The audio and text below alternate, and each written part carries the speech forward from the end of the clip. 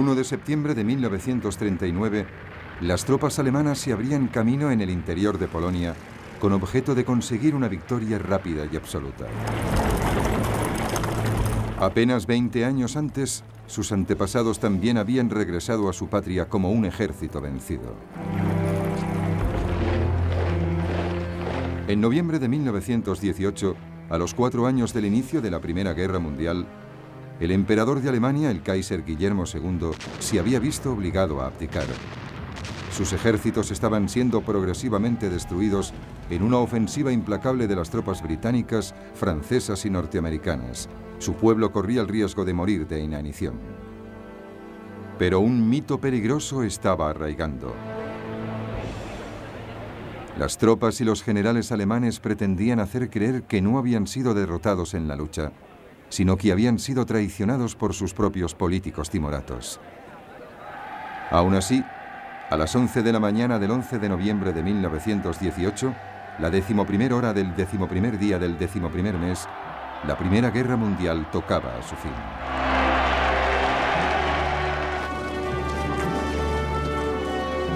El 10 de noviembre de 1919, un año después, el presidente de Estados Unidos, Woodrow Wilson, llegó a Europa con la promesa de establecer un nuevo orden mundial.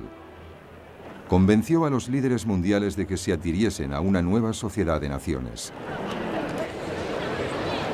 En el Tratado de Versalles acordaron que a partir de aquel momento, las disputas no se resolverían combatiendo, sino mediante debates en el seno de la sociedad. Los pueblos de Europa iban a ser liberados. El aliado de Alemania, el Imperio Austrohúngaro, se desmembraría. De este iban a surgir nuevas naciones: Austria, Polonia, Hungría, Checoslovaquia, Yugoslavia, Letonia, Lituania y Estonia.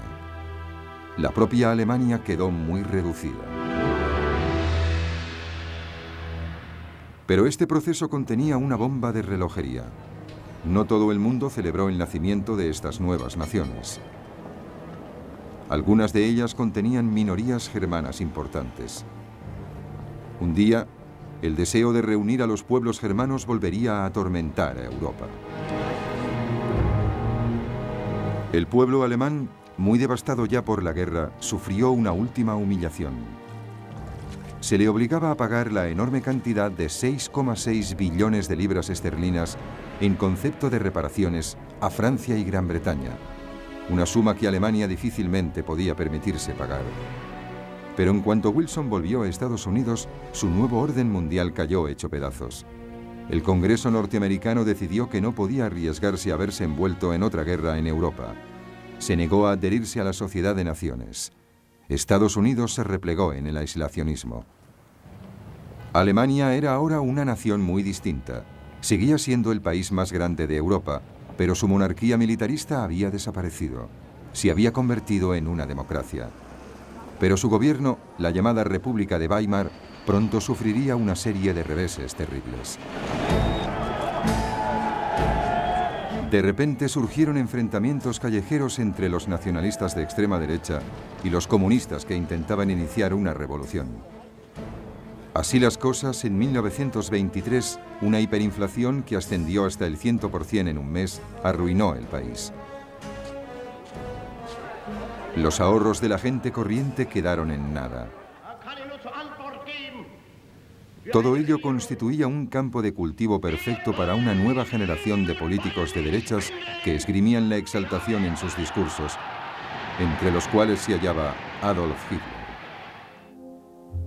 Hitler había nacido en Austria, había luchado valerosamente como soldado en la Primera Guerra Mundial y había sido condecorado con la Cruz de Hierro. A su regreso a Alemania se estableció en Múnich. Su encendida oratoria pronto le permitió hacerse con el control del pequeño Partido Nacional Socialista o Partido Nazi.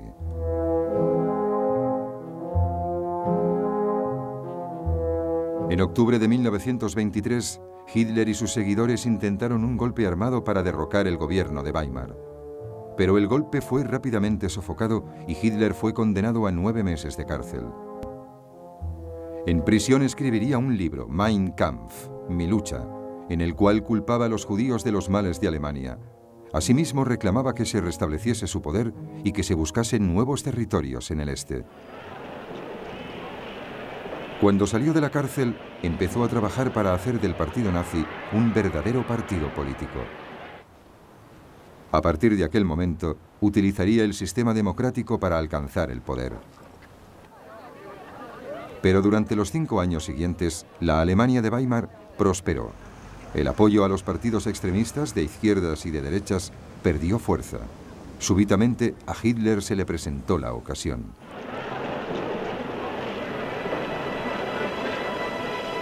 En octubre de 1929, el mercado de valores de Estados Unidos se colapsó.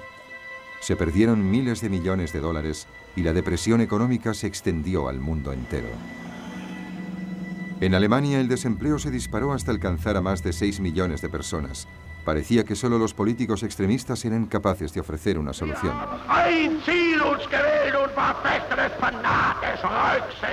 Políticos como Hitler.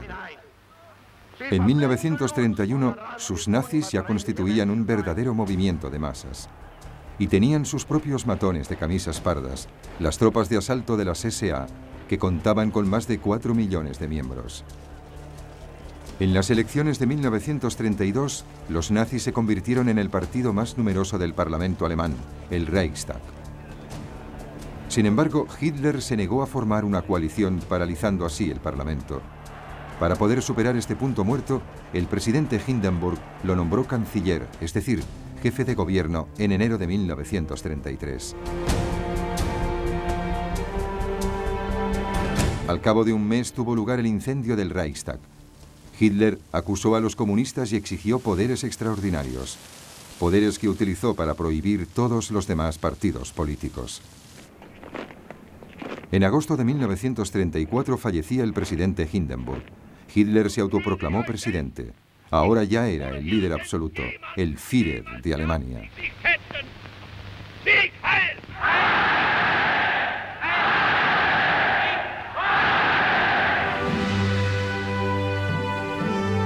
Al principio no hubo demasiados indicios de lo que estaba por venir. Durante los 3 años siguientes, el Führer se centró en cumplir su promesa de reconstruir la economía alemana. Gastó millones en obras públicas, incluyendo la construcción de un sistema de autopistas que abarcaba 8.000 kilómetros, con objeto de absorber el desempleo. Pero en secreto, Hitler también estaba gastando grandes sumas de dinero en un amplio programa de rearme. Según el Tratado de Versalles, el ejército alemán se había visto limitado a 100.000 hombres.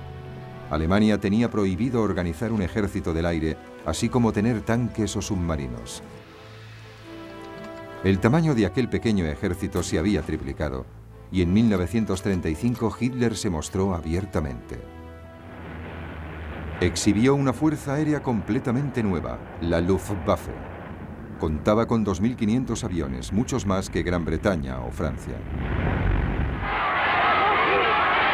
El desempleo descendió bruscamente y los nazis se volvieron increíblemente populares. Envalentonado por todo ello, el Führer dio su primer paso expansionista.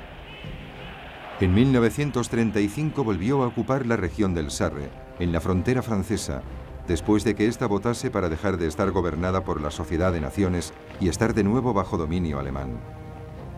En marzo de 1936 envió tropas alemanas a Renania, una parte de Alemania que había sido desmilitarizada desde el Tratado de Versalles. En aquel momento, muchos creyeron que Hitler solo estaba reclamando que devolviesen a Alemania lo que le tocaba por derecho. Ni Gran Bretaña ni Francia protestaron. Cuando Berlín fue la sede de los Juegos Olímpicos en 1936, eran muchos los que consideraban en Alemania y en el extranjero que los nazis formaban un gobierno firme pero justo que estaba restableciendo el orgullo nacional y que no amenazaba a nadie. Evidentemente existían indicios de lo contrario. En 1935 las leyes de Nuremberg prohibieron a los judíos casarse con alemanes arios y les privó de la ciudadanía alemana.